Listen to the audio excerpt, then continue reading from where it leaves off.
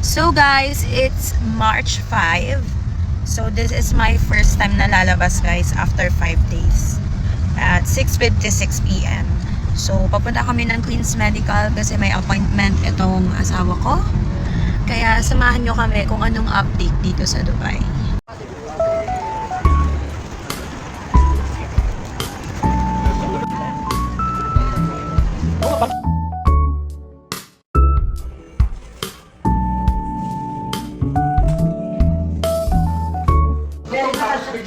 Smile nga, smile.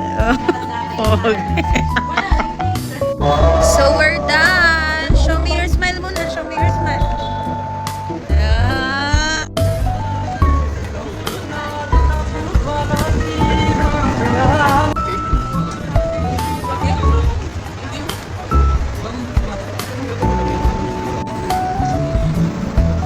So guys, yun, ang update dito sa Dubai is wala parang normal lang Siguro kampante lang talaga ang mga tao na gawin pa rin yung normal lives na ginagawa nila. Dahil sa security na ibinibigay, assurance na ibinibigay ng mga authorities, ng leaders ng bansang ito. Talagang kudos ako doon pagdating doon Pero syempre, as a people of United Arab Emirates, kinakailangan pa rin natin talagang mag-ingat. So, dito sa Daira, sa Riga, Union, dami pa rin tao. Bukas pa rin yung mga night market. Talagang yung business ay tuloy-tuloy pa rin. Marami pa rin kumakain sa labas. At ang dami pa rin sasakyan. Traffic pa rin. Sa Sharjah, ganun pa rin. Traffic pa rin siya. So, sa Sharjah kasi wala talaga kaming nadidinig doon. Siguro nagkaroon man doon ng pagsabog na intercept. Wala kami doon sa Sharjah. Nasa Jebel Ali kami. Tapos umuwi na kami ng Sharjah. Wala talaga akong naririnig. So, after 5 days, ngayon lang ulit ako lumabas at masasabi kong everything is okay naman. Nag-a-alert ang UAE kapag pinapaalalahanan ang bawat isa na yung mga safety precaution talagang gawin.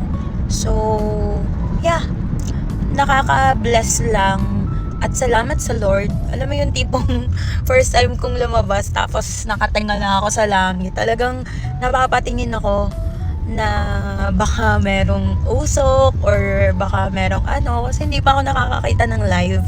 So, I am very blessed at talagang siguro ang buong United Arab Emirates ay makaka-relate. Though doon sa ibang mga talagang like Abu Dhabi, talagang ramdam nila ang yanig ng lupa kapag may bumabagsak na debris na tipong na-intercept yung mga missiles.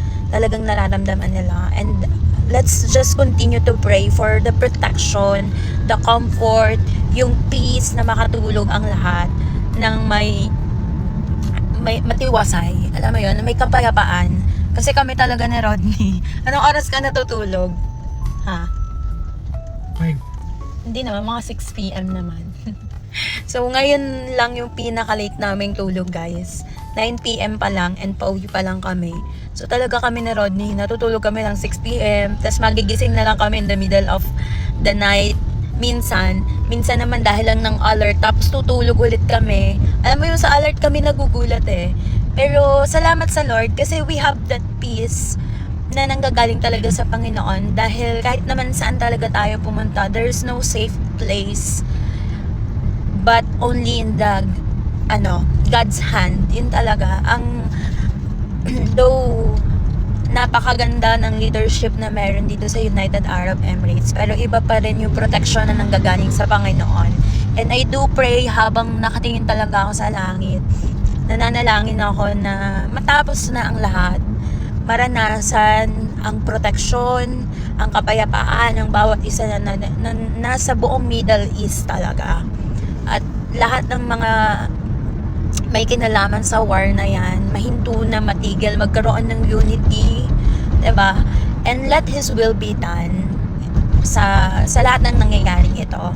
I know God is in control, meron lang tinuturo sa lahat. And nawa, habang nararanasan natin yung ganitong mga pangyayari ay natili na maramdaman natin at matutunan natin kung ano yung tinuturo ng Panginoon sa mga ganitong klaseng pagkakataon. So, let's just keep our faith burning to God.